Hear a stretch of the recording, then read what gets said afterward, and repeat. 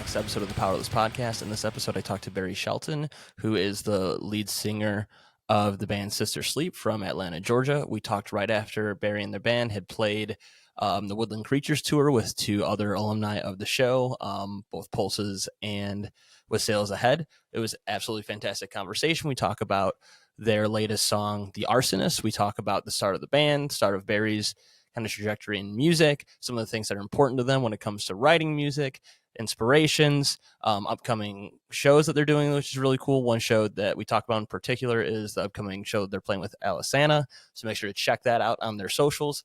It was just really great to talk to Barry. I'm really glad I got to pick their brain and kind of got in contact with them through seeing them play with Pulses and be on that show. So all in all, it was a great conversation. I want to thank Barry again for coming on and taking their time to do this, because I thought it was an absolute blast. Before we get into the episode, just make sure to follow the podcast on all social media, the Powerless Pod. We're on Threads now, which is a thing, I guess, Instagram, Twitter, Facebook, although I don't really use the Facebook. You can follow there, and TikTok as well. Make sure to reach out to me through email at thepowerlesspod@gmail.com. And I just really hope you guys enjoy the episode with Barry Shelton from Sister Sleep. Before we get into the episode, I'm going to plug this band that I've been plugging for the last several episodes, Whole Heart, a metal band from Grand Rapids, Michigan. Make sure to check out their latest EP from 2022, Dreams That Die With You. It's my favorite EP from last year. The first guest on the show, Alec Hawkins, is the guitarist of that band. He's also the editor for a lot of these episodes, so shout out to Alec. I just really think people should check this band out, especially if you're into heavier music, like a lot of the bands that have been on here, whether it is Sister Sleep or Pulses, With Sails Ahead, Silent Planet, all these different bands that have been on in the past couple months. Just make sure to check out Whole Heart. We're going to plug a little bit of a song clip right here before the episode starts, and then we'll get into the conversation with Barry Shelton from Sister Sleep.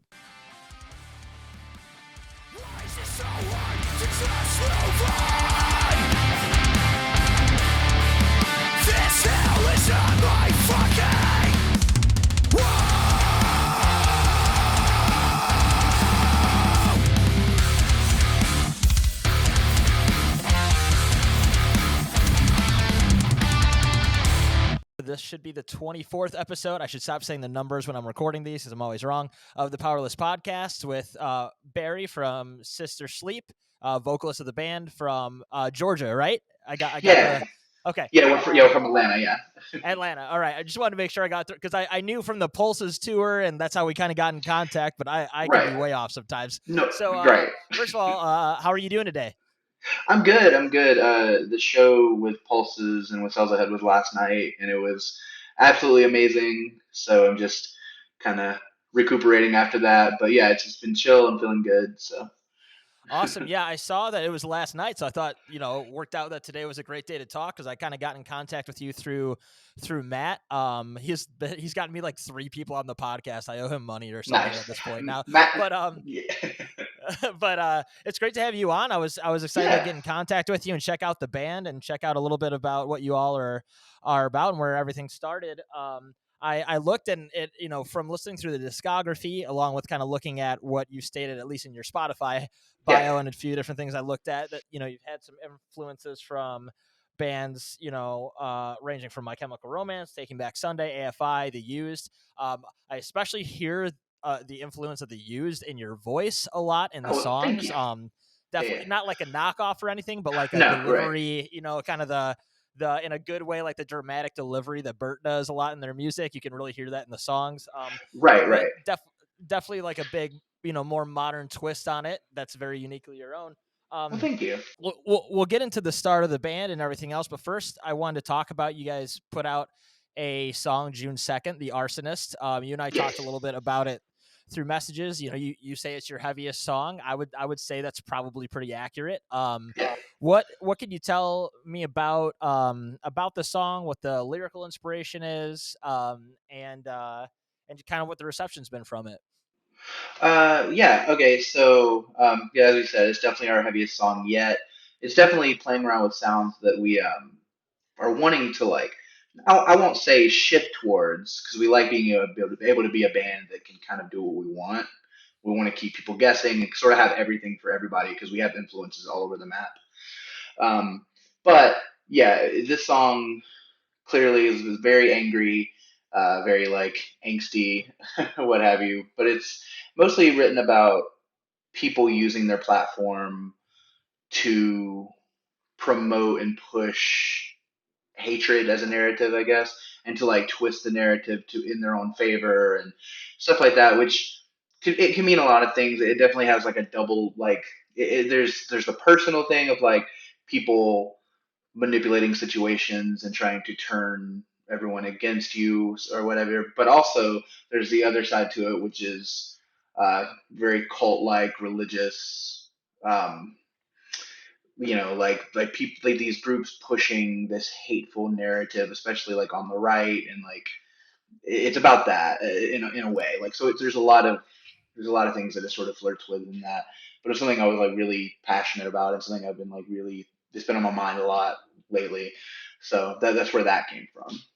Yeah, absolutely. And I mean, unfortunately, it's going to be a song I think that lyrically in that direction you're talking about, whether in a personal way or like you said, more in a societal Yeah, fashion, is going to be a bit timeless, I think, at least for quite a right. while, and it certainly Which is is looking back, right? yes, 100%. Which is like a bittersweet thing because obviously like it's great to have a song that like will always resonate, but it's unfortunate that it even has to, I guess. Yeah, yep. Yeah, because I always tell people like with writing music and stuff like that, catharsis and connecting to people, I'll have people tell me how much like a song meant to them or like they relate to something, and I think that's really cool, and I love that, and I love that about music. But it's also like I'm so sorry that you understand, you know. So Right, it's that sort right. of yeah, Well, it's definitely not just because I'm wearing the shirt, but one of my favorite bands is Silent Planet, and nice, they yeah, talk a lot about social issues and a lot about all these different things, and sometimes I'll listen to a song from them they put out over a decade ago, and it's like, man, that actually resonates more now, and it sucks that it does. It means it's a great song, but yes, yes, unfortunately, you wish it didn't make sense today, right? Like, but it's just how it exactly. goes. So, but aside. Unfortunately, yeah, Yeah, but it's a great thing to make music like that. Obviously, that's where a lot of the space of alternative music, heavy music, at least the bands that I like to enjoy the lyrics from, it really does come from that place, right? Of both right, connectivity and also angst, right, and anger about things that you think are not the way they should be. So definitely a yes, great song. thank you, It was a good first one for me to listen to and then go back and also love the rest of the catalog. So it was the right, best right, of both worlds kind of deal there. Um, nice. I appreciate that. and yeah, absolutely. And so you bring up that song's kind of like you said can kind of have a double meaning of both a personal message and a at large message as well. Just from your own bio, this is something I was going to get into later on, but we can get into it right now because obviously it even pertains to this newest song we're talking Yeah, about. yeah, You put in here in your biography, I was able to find that you put um, all I want to do is provide representation for people like myself, whether it's empowering the LGBTQ plus community or embracing body positivity. We use this band as a vehicle to connect with as many people as possible. That's a beautiful thing to do for all of us, right? Um, right. so that's clearly a message in general you want to put out there with the band. Is that something with some of these other songs that we can get into individually from your EP release, or I know you had one other single in between the EP release and the Arsonist. Is that something that you kind of continually write about in different ways or from different perspectives in some of these songs? Is it something you just kind of want to do as far as being a band in a live space, or what's the kind of message? Because I mean, it's a great message. Right, right. Thank you. Yeah, it's a little of both for sure. Because pertaining to like songs we currently have out, like "Give Up the Ghost" is very much, there's two sides to the story. Because on one hand, it's like a vampire analogy, but on the other, it's about coming out as queer.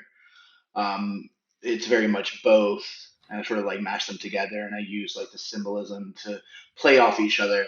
But that's like an example of how, because I've really started to take a turn. Like, I don't want all my music to like be about like one thing, but I think Right, inherently because I am a non-binary person and I am a queer person, and I very much wear that on my sleeve. It's just going to happen, I right, think. But I think that's really important because it's not something you get very often.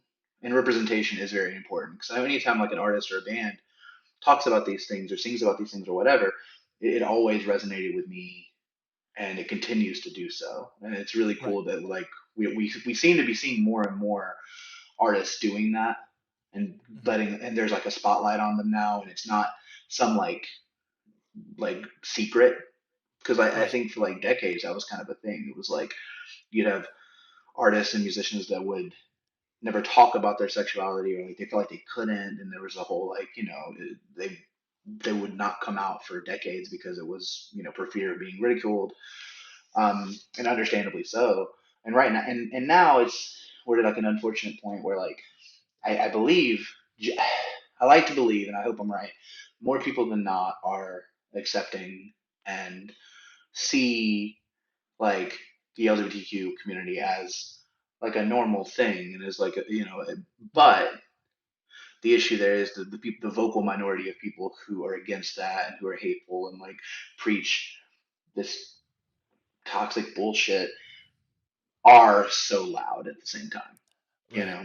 So it's Hmm. always like putting myself out there, and like the band, like we can't, we made it a point that like we're not a band that's, we're not Rage Against the Machine, we're not System of a Down, we're Right. not like a political band that like every song we do is going to be like a soapbox kind of thing. I think that's great. It's just not what we're doing. But Right. at the same time, yes, there are songs that will definitely do that, and there are definitely things that will say like we wear our beliefs on our sleeve for sure. Absolutely. And it's just, like you said, yourself being a member of the LGBTQ plus community, Yeah, being queer, non-binary. I mean, it would be crazy for somebody to think that, just like every other band writes about their own personal things, like how many times, yeah, referencing My Chemical Romance or the Used or right. whoever, like write about relationships and girls or Yeah, whatever yeah, else, yeah, right? yeah, It's yeah. it's the same. It's you're just writing about yourself and writing about your perspective, so it makes a lot of sense. Exactly. Obviously, right? Like not every band needs to be a overtly political, like you said, standing there with the bullhorn. I love those bands, but that's not who Same, you always same. have to be, right? Yeah, But it's that's it's a it's a weird line to walk because it's like it's it's like I said, I very much want to let it be known where we stand, and I like connecting with people and educating people, and like I love that. It's great. I mhm, don't want it to be all I'm doing because like just as much I love writing stuff about, I love talking about like writing about mental health. I love writing right. about, you know, anything, like anything that's like referencing like a favorite movie or like a piece of literature or anything like that. So I love expanding that and just kind of putting a twist on it from my own perspective. And then yeah, I sort of like try to balance it out a little bit. Yeah, yeah. I noticed also you bring up movies. I noticed just because I'm a big horror movie fan, so that was Yeah, another thing I saw in the bio that you put in there that that's something that kind of influences a little bit of music. Is there um are there any of your songs that you reference that you use kind of the imagery of vampires also in yeah. in one of your other songs? Um, is there some of these songs that there's a more overt like influence of horror movies or references or anything like that, and or just in general, like what are some of your favorites? I would just like to know in Oh yeah, general. no, no, no. Right, right. No, no. Well, so there's nothing super like obvious as far as like songwriting goes yet. Like Go Up the Ghost is probably the closest. Hmm. There will definitely be more in the future. Um, but I know like an example of like a movie, well, actually a show that like all of us in the band were super into when it came out was Midnight Mass. Yeah, I love that. I love that. That's So the good. miniseries on Netflix, right? I love Yes, yeah, that yeah, one. yeah. Yeah, so My, good, so good. Mike Flanagan is one of my favorite like creators. Yeah, Period. He's yeah. absolutely amazing. That Um, show threw me for a ride because I yeah, was same. not expect with how much of a slow burn it was, and I watched it late, like I hadn't really heard much about it, and I just kind of threw it Right. on, and just binged it, and it was Mhm. like there's the slow burn, and all of a sudden spoiler alert if anybody hasn't seen it, you should watch it, but like where he just goes out. I don't remember all the characters' names, but he goes out on the boat with the longtime like estranged lover he has, and he's Yes, yeah, talking to yeah, her. yeah. And the sun comes up. I guess I won't spoil it here for everybody, but just watch it. And I just like blew my mind. I was like, It's yeah, holy yeah, yeah. shit, like Yeah, no, no, no. That show is so good, and it's definitely, and it's the way Mike Flanagan stuff is in general. I'm a huge fan. Like The Haunting of Hill House is another one of my favorite like oh pieces of yeah. media. Hmm. I really love the way he tackles like horror, but he like adds a lot of um, like a lot of emotional weight and a lot of emotional Mhm. depth to it that you don't typically see in a horror film or a horror media in general. I think it makes his stuff unique. Yeah. And I'm super into that. And like, I know me and my bandmates were super into both of those shows. But like as far as it's tough because I'm a huge horror fan in general. Probably everyone in the band is, but like I'm probably me and Kit, our keyboardist, we're probably the biggest as far as like all over the map, you know. Because like there's a couple members who like will fall into like, well, they like this type of horror, but not so much Right. this. But like I'll enjoy stuff like Midnight Mass and Haunting of Hill House, but I'll also enjoy something like Terrifier because it's just like over the So top, fucked. insane, just Yeah. fuck yeah.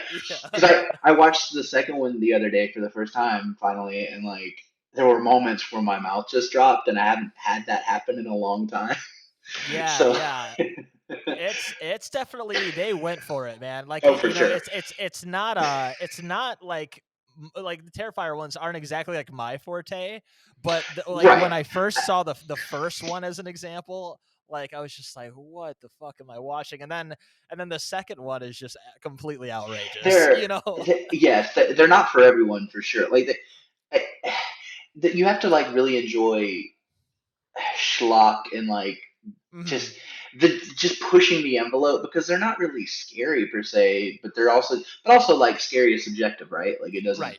but like they're just I find it interesting, and I also find like the character design of Art the Clown and stuff very like fun and like over the top. But yeah, I'm super into Yeah. stuff like that. But yeah, I mean, God, I could go on all day about I'm like I'm horror and here stuff for like it. I'm that. here So for. But well, yeah, it's like you say that. Yeah, this is another interesting about horror. And I just ask because there are so many bands, especially in metal and heavier music, that they pull from these things because it's such an eclectic. I don't know. There's something about horror movies that, for me, the reason why it's like my favorite genre is in the same way I think heavier music pulls people in. Is there's such like this um there's a feeling you get from it that you might not get from other forms yeah, of the same kind of art, right? Like I know, like some of my favorites are what I think some people don't like them, some people do, just like you said. But like Midsummer or Hereditary, like me those kind too. of movies where I love those. Yeah, where they're some like of my favorites. Yeah, like you said with Midnight Mass, there's like this emotional aspect to it, and there's like this dread you get from them. Like you said, Mike yeah. Flanagan's one of your favorites. Ari Aster is like one of my all-time favorite Oh, I get yeah. people. You know, Same, and same. it's like I look for that dread where some other people in horror, like you said with Terrifier, the second Terrifier movie, they're into like the graphic, Yes, shock value, yes. gore, and like I get it from It's all sides, man. I yeah, understand yeah. it. It's so You know, funny because like yeah, because I mean horror like has so many subgenres and like there's kind of something for everyone.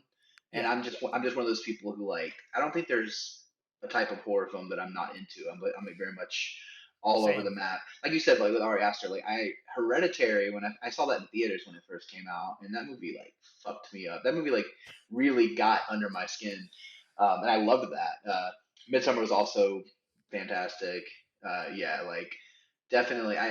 But I know like they're super divisive. Horror is a weird like genre. It's super divisive as well as like people, because there's people who just really love traditional like schlocky 80s horror, like stuff like Terrifier and Pushing the Envelope, and that's cool. Mhm. But like there's a lot of the case where people will love that, but then they'll be still hate, but they hate like Hereditary and stuff like Uh that huh. because they think it's like up its own ass sort of thing. Yep.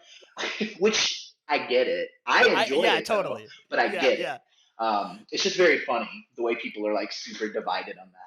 Like, Yeah, it kind of to bring it back to music a bit. yeah, Like yeah, it's kind of like the alternative or heavy music scene sometimes, right? We're like, there's people like you or me where we probably have a pretty eclectic taste of like right, generally what that music is, whether it's emo, hardcore, post-hardcore, metal, whatever, right? right, right, right, Um, but then you've got people that like it's got to be progressive, technical, death metal, whatever, and anything else right. isn't real metal, or God It's forbid you bring up new metal, right? Or like right, right. No, yeah, there's a lot of crossover in those kind of subgenre feuds, right? yeah. It's funny.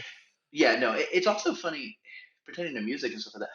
It's funny being in a band and having to like talk to people about your band because like it comes up and say it's like a coworker or like someone who doesn't typically listen to music that like you play, clearly.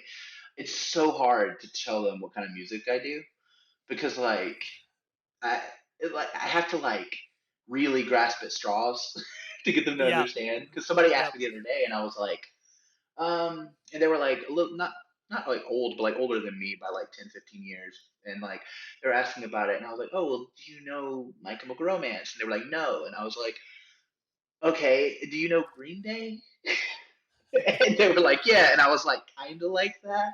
It's like Green Day goth. I don't know. Yeah, like Yeah, yeah, yeah.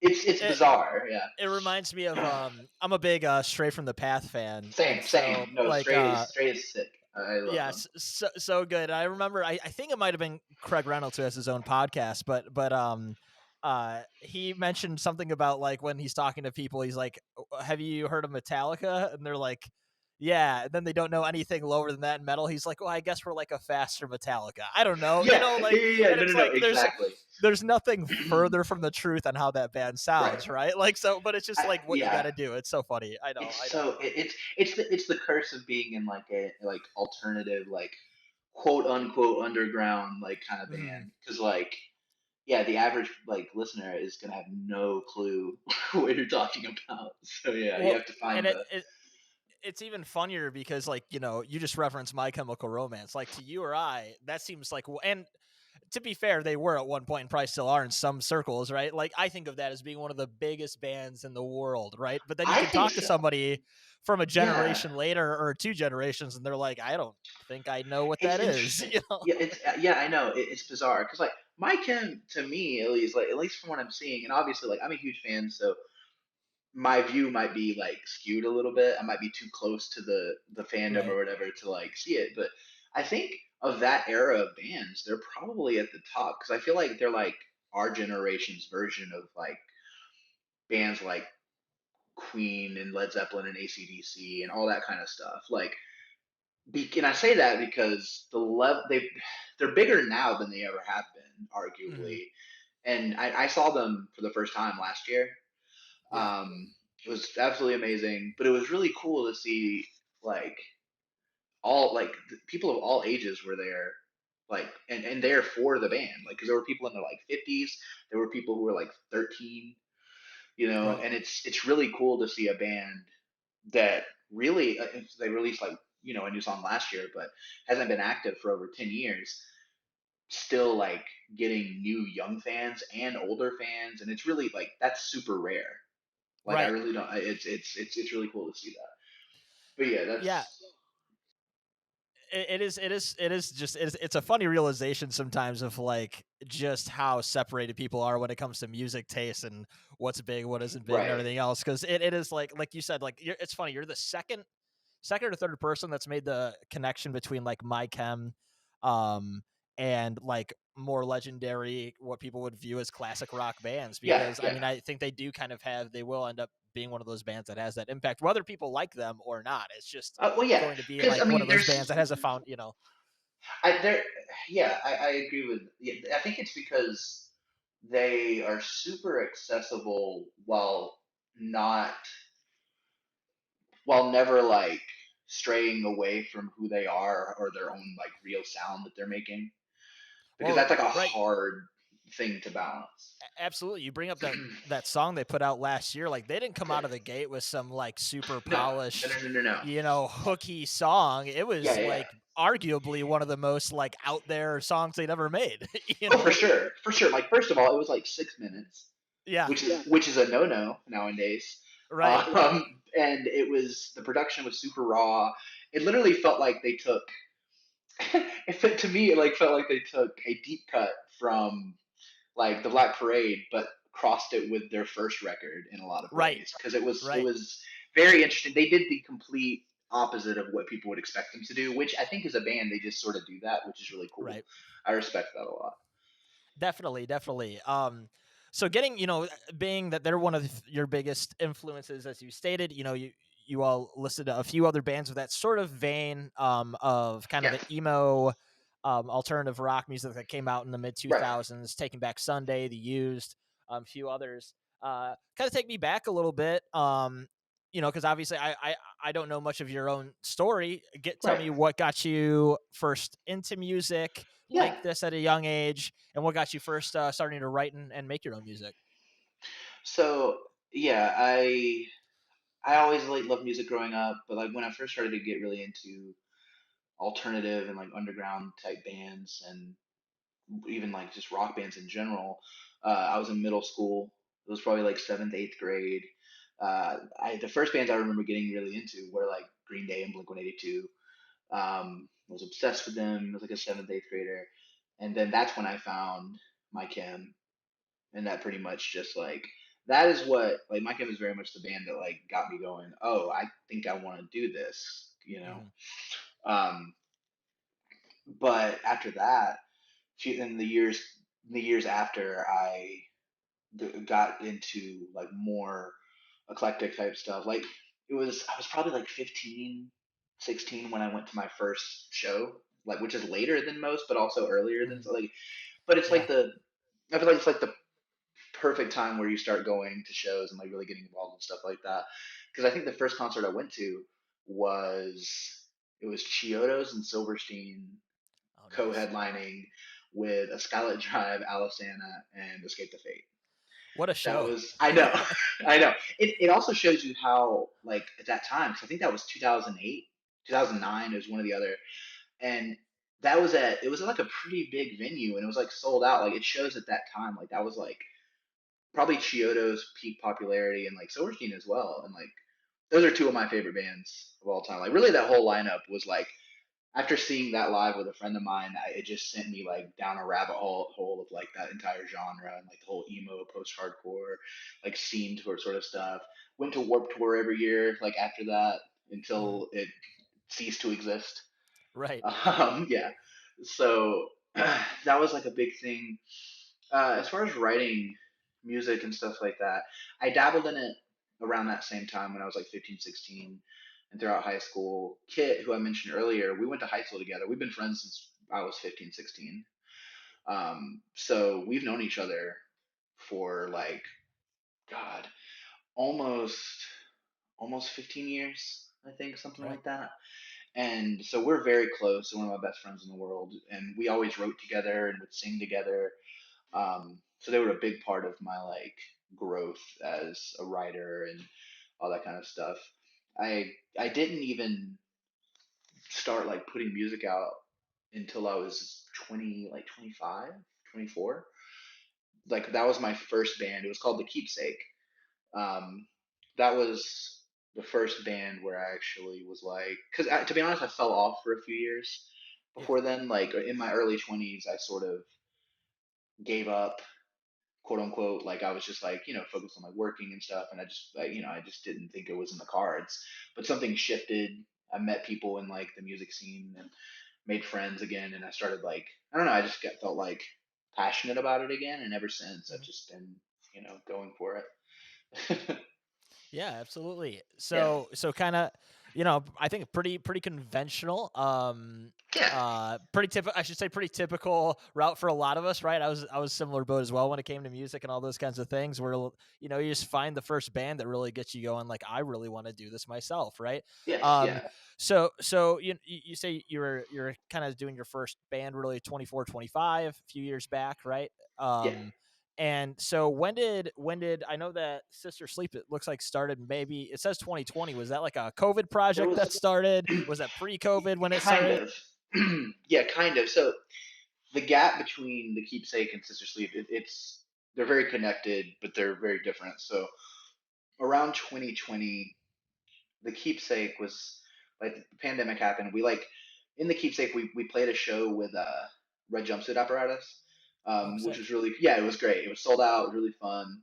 But literally, this was like a week or so before everything started shutting down, and so that happened. And I lived with most of my bandmates at the time, and I lived with even more of them now. Like there's only one person in the band who doesn't live with me right now. Oh, no kidding. Yeah, that it definitely makes things honestly a lot better. Like we're all really good friends, so that works out. Yeah, But yeah, that does yeah, work yeah, out really well. Yeah. yeah. Um, but we were in lockdown, and we were trying to figure out what we wanted to do, with the future of the band. And it was, very bleak, and everything was obviously in a very up in the air. Like, we didn't know what was going to happen, like with the future of everything. So we were writing as much as we could remotely because we had some members who didn't live with us and some who did, and we were trying to. But it was hard. It was hard to stay, on top of that when your mind is elsewhere. But Yeah. we got to a certain point where we started talking about it, and we realized that we kind of wanted, with the direction the songs we were writing were going. We were like, why don't we just start something fresh? Was the conversation something a little more focused, a little more like in a vein of, oh, okay, this is what we want to do and go after it. While the keepsake was more of just we're just writing music, you know. Right. While Sister Sleep has a much more specific aesthetic and a much more like defined, like, this is what we want to say, this is what we want to write, this is the music we're trying to create. So it was a lot more big picture thinking, Right. I Mm-hmm. guess. And yeah, it just worked out. One of our So basically the lineup of the keepsake, most of that band is in Sister Sleep. Okay. It's like me, our guitarist James, bassist Chase, and Kit on keyboards. We had another guitarist, but he's actually in the band Glimmers now. I don't Okay. know if you've heard of them. They're like a pop punk band. They're No, I'll great. check them out though. Yeah. Oh yeah, they're fantastic. Their singer Maggie Schneider. She's absolutely amazing, and they're just a great band. If you're into like the sort of like poppier side of alternative pop punk kind of stuff, yeah, Yeah. they're Yeah. they're Absolutely. fantastic. But yeah, so we had a more direct vision, started writing, and that's what came of that basically. So 2020 was very much the year that like we started forming things, and we put our first music out last year. Yeah. Yeah, we've Yeah. I just was been gonna writing say stuff ever since. for I know for really starting in 2020, and then I've seen some of the live shows you've gotten to do, which seems like you've been able to open for some pretty cool bands as Yeah, well. yeah. So for starting, that's only really at best 3 years, or I mean at longest 3 years of being a band, right? Um, Yeah, putting out. it's one of those. Yeah, go Go ahead. ahead. Sorry. Uh, no, I was gonna say, like, yeah. I mean, it gets weird because it's sometimes I need to like remember we haven't been in a band that long, like, and even less than that when you consider like we've been publicly a band, because we didn't go lot we didn't like we announced the band a little over a year ago. That's yeah. So that really contextualizes more, because we were starting the band in 2020, 2021, but we didn't come out publicly as a band until last year, because our first song, Coffin Karma, came out in last May, I think it was, like last year. And from then we were just going, and we got super lucky. Our first show we played was last October, and it was with the Funeral Portrait and Versus Me, and it was great, fantastic show. Our first like local kind of like headliner, like our first like show that we put together ourselves, was last December, and it sold out like the room. It was like around like 100 plus people, like not too bad at all. So like just starting out. Yeah, it was awesome. Yeah, yeah,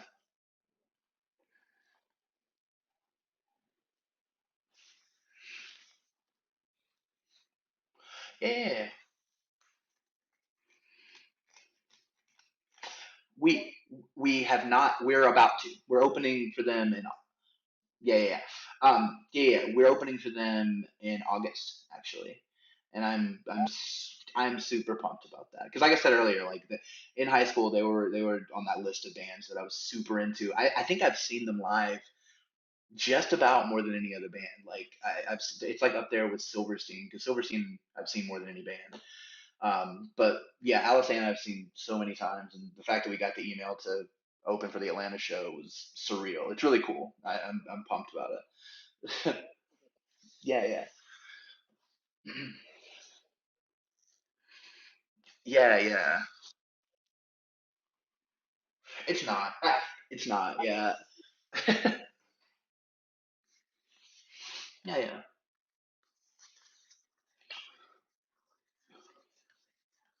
for sure. Yeah, for sure.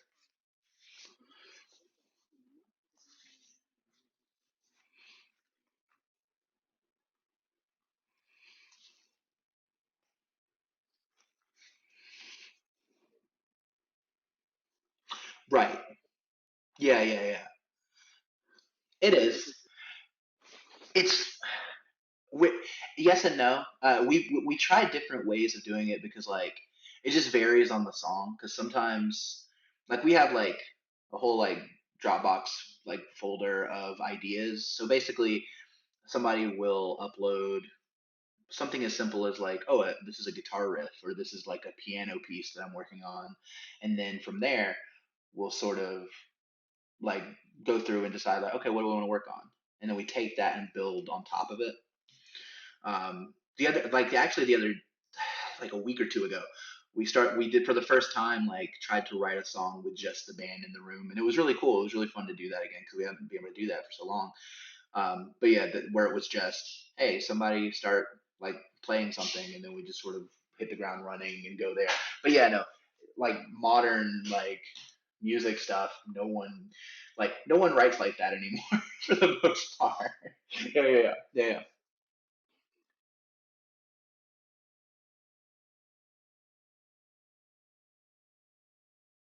yeah.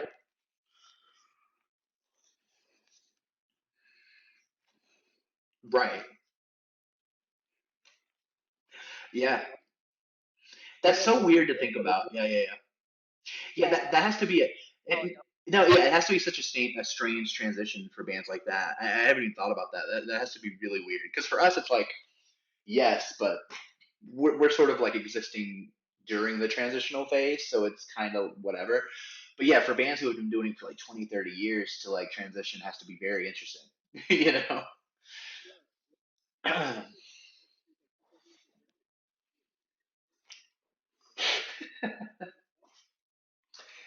Yeah, yeah, yeah. Oh yeah.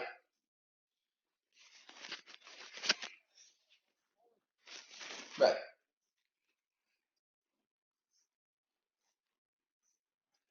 Yeah.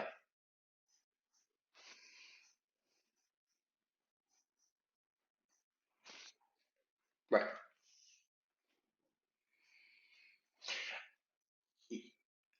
Yeah, that's honestly talking to you makes me remember the fact that one of my worst traits is I put the cart before the horse a lot. So I was just it makes me go, oh yeah, that actually is a lot of stuff to be doing because I'm constantly like looking forward and being like, oh, we got to do this, we got to stay on top of stuff and do this. But like, yeah, it makes me appreciate the fact that we've done a good bit in this short amount of time. Yeah, yeah. Oh yeah. No, no, no. Yeah, that's for sure.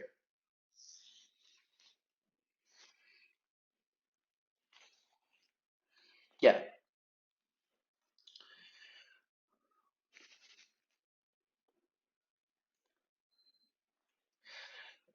Yes. Yeah. What? Yeah, 100%. So yeah, I can say we definitely have more music coming very soon. Um, I would say the fall is what it's looking like. Maybe a little sooner than that. But yeah, if you follow us, you'll definitely be getting more new music. We because we have been working on another release, so that's ready to go, and I'm very excited to get it out there because like it's interesting too because I mentioned it earlier in the conversation. Like our music, it pulls from so many different things. So I'm interested to see how the next song we release. I'm interested to see how people respond because I'll say as much that it's very different from uh, the Arsonist, for example. Even though like I love that song and it's probably my personal favorite, and like playing it live, which we discovered last night because it was the first time. It's the energy is so great. It's perfect. It's definitely gonna be a staple for us. We enjoy that. The next one is very different from that, and I hope people are into it. Like I think they will be because I'm super proud of it. But yeah, the collection of songs that we have coming is I'm excited for people to hear because if you like the first EP, I think you'll like this one as well because to me it feels like a fitting part two of that in a way, and sort of like expands upon even more the sounds that we've already been like attempting and tackling. So there's definitely new music coming. Yeah.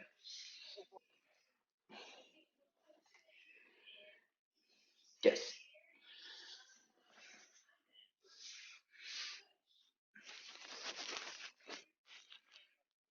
Yeah. Yeah. Cool.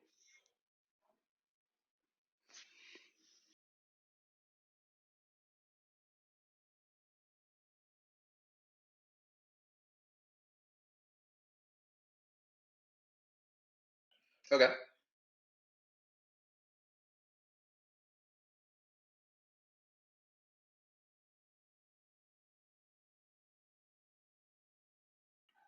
Right.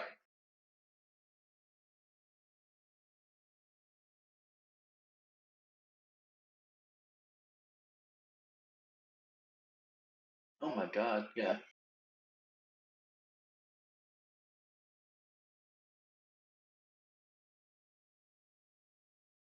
Okay.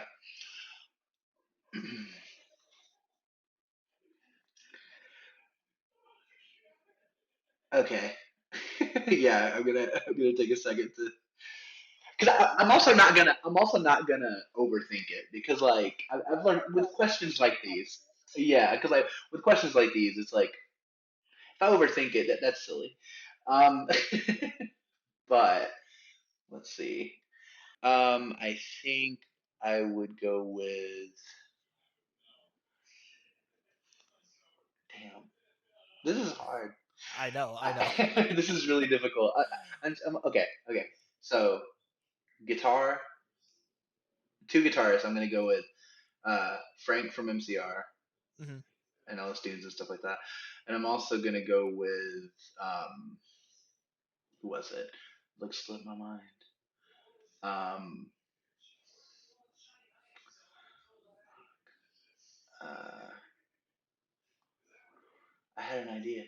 I'm gonna skip over the second guitarist for now. Okay, yeah, yeah. I'm gonna go with Dan from Alkaline Trio on bass Fantastic pick. One of my because favorite bass players of all time. Yeah. yeah, Alkaline Trio is one of my favorite bands. Awesome. They're Awesome. they're fantastic, and I was also doing a toss up because I love Skiba as well as like a guitarist, and that was a consideration. But I was like, I Yeah. can't have Dan and Matt in a band, and I feel Oh, like you could. I mean I could, but then you have me, and then it's just we would just be playing trio songs, and I'd be Yeah, living the dream right, every right, time, right. which is fine. But like, um, so keyboard Jordan Fish from Bring Me. Oh, super good pick. Yeah. Yeah, yeah. Drums, just because I can't, I can't. God, the name is I'm terrible with names, but You could August say Burns the Red. drummer from. Yeah. August Burns Red's drummer. I can't think but he's Oh, absolutely Matt. it's Is I that think it's Matt? Matt. Matt Matt, yeah, Griner? yeah, yeah. Matt Yeah, Griner, yeah, yeah. yeah, See, that's exactly what I thought it was, and I was like, I don't want to say this with my yeah, yeah, chest and be wrong. yeah, Um, but yeah, so yeah, because he's just as far as like a metal drummer, he's like peak. He's always been he's just he's like inhuman with what he can do and how tight he is. Like yeah, I swore when I saw them last time, which was pre 2019. I think I saw them with Silverstein and Silent Planet yeah. actually, and I swore I was like, this guy has to be like somebody has to be like gritting this, He's and a it was like, machine. no, he's Yeah. just that good, you know? He's yeah. Ever since I've seen them a few times growing up, and like they're just unreal. They're just like as a band, they're just like their Hmm. sound is just absolutely massive, and they're so sick. Absolutely, yeah. Yeah, just Um, a staple so band. They are for just sure. so impressive live. Yeah, Oh, for such a good sure. pick. Yeah, Yeah. yeah. Okay, for the second guitarist, I'm actually gonna go with Paul Mark from Silverstein. Yeah. Because He he's such an underrated guitarist in my opinion. mhm. He's so sick, and like ever since they added him to the band, and that was almost like about 10 years ago now. But like I feel like as a huge Silverstein fan, I feel like he did so much like of like reviving the band and like giving them like they were already an amazing band, obviously, but I think he adds like a really interesting layer and dynamic, especially the type of parts that he plays. Yeah. And they're very interesting. They're never like too like crazy, but they're interesting, and I think that's even more important. Yeah, I agree. But yeah, so I think that's it. I You know, think that's everyone, he's right? an interesting one too, because there's like some old Silverstein, when I say old, not necessarily old in age, but just like OG Silverstein fans that Yeah. really do hang on to those like pre Paul Mark records as being their Yes. best. And Yes. I love almost every record from them, with a few holdouts, right? For me, like I think they are the most consistent band in post hardcore. Yeah. I think that their worst record is still a really good record, in my Yeah, opinion. yeah, correct. Yeah, Yeah. and they just they in my mind it was their third record that was maybe my least favorite, and they just Same. remixed it. They just And it's so remixed it, sick. and it's so much better. It's It's so so good. good, Yeah. So it Agreed. really 'Cause was just like, yeah, I know that like Shane has talked about even multiple times that was his least favorite record too, and like the band in general. Because yeah, I don't want to like put words in his mouth, but like from what I've heard him say, like it was just the recording process wasn't great, and like just a mhm. lot of stuff that made it not go well. But yeah, the new versions sound great because there's some great songs on that record. Oh yeah, But yeah, no, I think the nostalgia gets people sometimes because I think their old stuff is fantastic, but I would argue like what was the record? I'm having a moment. It's the record they can't put out with a couple of years ago. talking about And A Beautiful Place to Drown. Is that the one you're talking about, it's or not, the even though one that record is great. Dead Um, Reflection? Dead Reflection. Dead Reflection That's is like in my it's my top. favorite record. Okay, thank you. Oh my god, yeah, Yeah, because like it's mhm. like it's in my top two because it's like I think it's the top two for me is Dead Reflection and This Is How the Wind Shifts. Yeah, yeah, Um, with third probably being Discovering the Waterfront, probably. right, right. Because I Discovering the Waterfront was like, you know, obviously like it's one of the best albums to come out like of that time, and it's an amazing record. But I feel like they keep expanding their sound. They keep Yeah. making just banger after banger. They're a fucking fantastic band. They're also like on my list of bands that if I could ever play with, I would feel so like Oh yeah. yeah, like Yeah. that's like one of my dream bands to play with for sure. Because A- yeah, absolutely. Well, yeah, yeah. I agreed, and to go back to, and I'll make sure I rehash all the picks you've done here as well, but Okay, not to yeah. talk about them too much. But like Paul Mark, like one of their, it's funny, like one of their bonus tracks on This Is How the Wind Shifts, I Will Illuminate. He has this like Yeah, shreddy tappy guitar riff in yeah. it that is It's one I of think my about it a lot. favorite. Same, Yeah, same. yeah. It's so sick.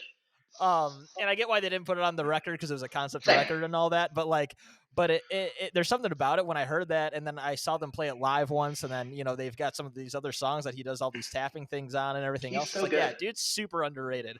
He's an amazing guitarist. He's a great vocalist. Uh huh. Like yeah, he's super underrated. Yeah, Yeah, absolutely, 100%. Would fucking be a great harmony and secondary vocalist in this band along with Dan, right? hey, yeah, So exactly. No, you got a lot of exactly. voices going on in this one. You picked Yes, it well. So to I rehash, love we've got. harmonies. Yeah, and we got Frank too, right? So you got Yeah, Frank from MCR, LS Dunes, and his own yeah, solo stuff. You've got Dan Andriano from all of his various projects in Alkaline Trio. You've got yeah. Matt Greiner from August Burns Red.